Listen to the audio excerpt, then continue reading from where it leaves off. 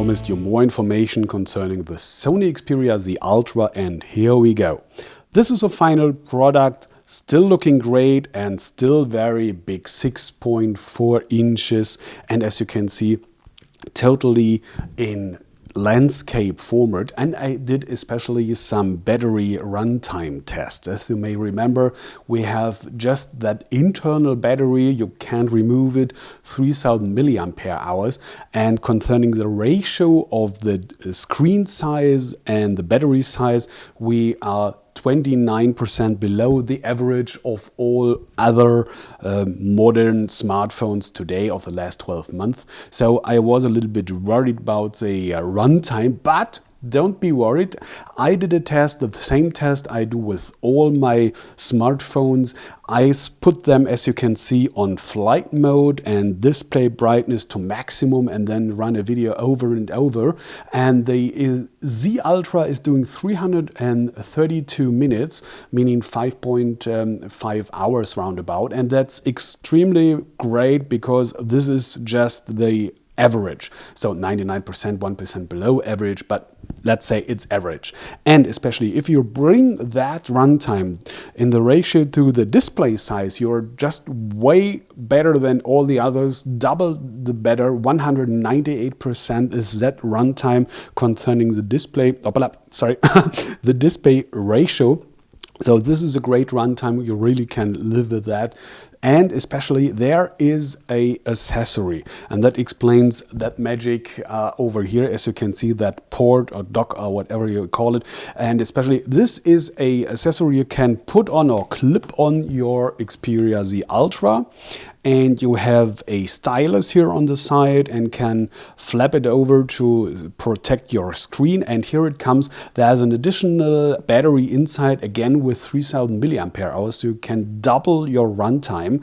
And I guess that will be enough for everybody. So, and the other thing is I wanted to explain, I've heard that there shall be some display issues. If you put your screen on, it shall be do nothing or have some flickers or problems, whatever. And as you can see, I did it, I don't know, around about 100 times or whatever, and I haven't had no problem at all with this product. So that's nothing here serious.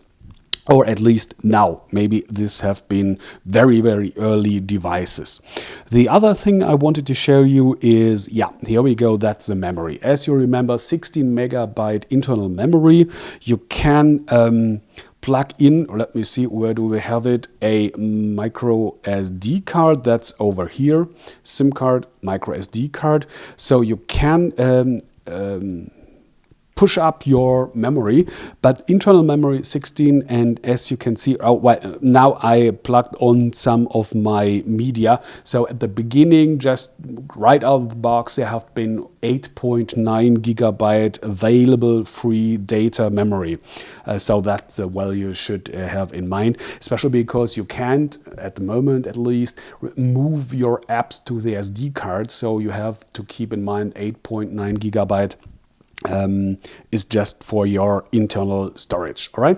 And the other thing I wanted to show you is concerning the display and the quality of the display, especially because I was curious to see what's the comparison to, let's say, the iPhone, for example, or the other one is here. That's the One, HTC One. You know, the one has the most PPI,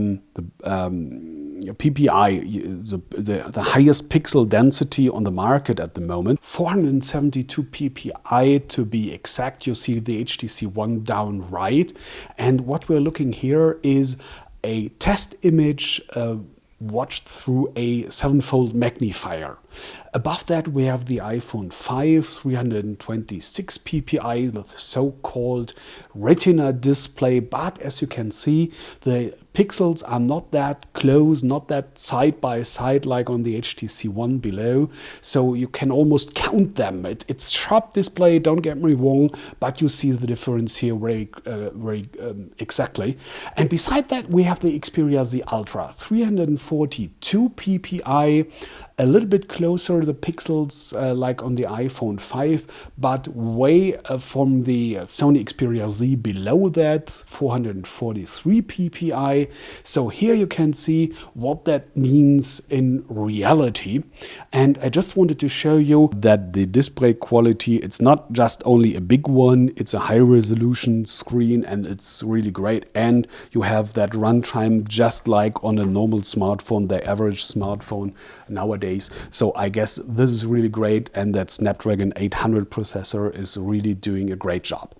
And the other thing I wanted to show you is, because that didn't work on the beta model on the presentation. Oh yeah, first the e-reader, because Sony is telling us that there is a big, great e-reader feature inside, reading great, but I can't show you, not because I'm in flight mode, especially from the testing. As you can see, even if I would have been with internet connection at the moment, I couldn't show you because the app is not in the App Store at the moment.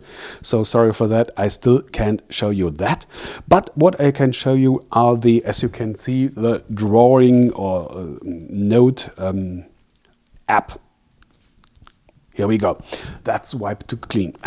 Because you don't have a stylus on that device, because Sony is telling us you can't use every device you want, to every stylus or whatever in your household, or especially even with, if you should have longer fingernails, your finger of course, and you can choose different pens over here and colors and whatever you need and want. For sure.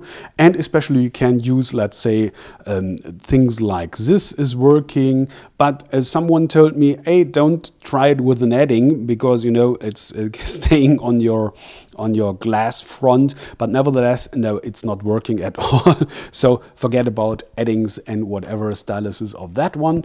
And I have tried it with this very tiny pit over here, and as you can see, that if it's too small, you're getting in trouble some kind or some point.